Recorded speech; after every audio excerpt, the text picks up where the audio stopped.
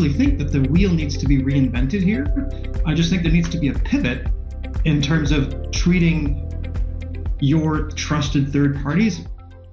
This type of attack, leveraging a supply chain, leveraging your third parties, isn't necessarily new. Something at this scale, which garnered this much attention and its blast radius, absolutely is new. I mean, you could roll back to CloudHopper, which was, again, leveraging third parties to go in and steal data and continue to hop from organization to organization.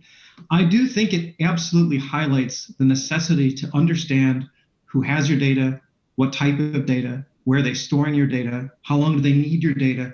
Almost all the same questions that you scrutinize your own organization on needs to now go in the concentric circle outward. And I think, as I've been looking at the things that we are doing to validate that those pieces are in place, some of the same scoring mechanisms that I use internally to make sure that our hygiene is good, I'm now starting to apply to our critical vendors that meet those specific thresholds. So I don't actually think that the wheel needs to be reinvented here. I just think there needs to be a pivot in terms of treating your trusted third parties very much like you would your own organization. If you find that you are receiving software push, much like in the case of SolarWinds, what is the validation? Are they doing some kind of third party validated code review? Those types of things. Those are questions that need to be asked, and not just asked, but in a trust but verify manner. Can we validate that those things are happening?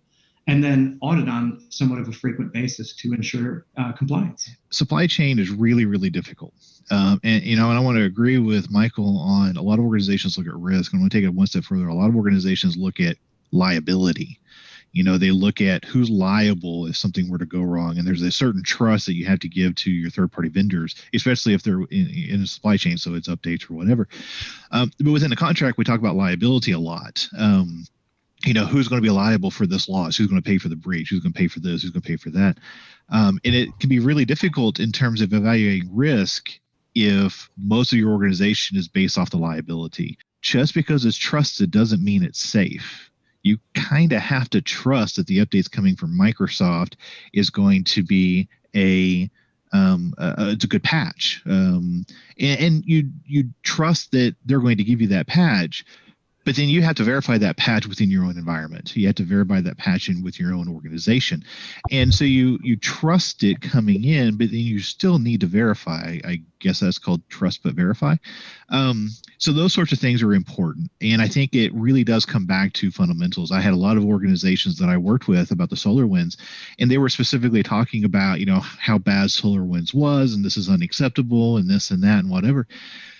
And then when I asked them, it's like, well, how did you have your network segmented that SolarWinds was on? They said, well, we don't do segmentation. It's like, oh, okay. Well, what kind of protections did you put in place in terms of checking that patch before it was put on? Oh, we don't do that. We just download it and install it. So it really does come back to fundamentals. I think that when you're looking at security controls across the board, whether you use the CSC framework, your NIST frameworks, any of your frameworks, it's about the security controls and how much you can limit a particular risk as it comes in, or a particular threat as it comes into your network. And I think that as we expand our viewpoint of looking not only at our systems, but the third-party systems, you really have to truly evaluate those against those security controls.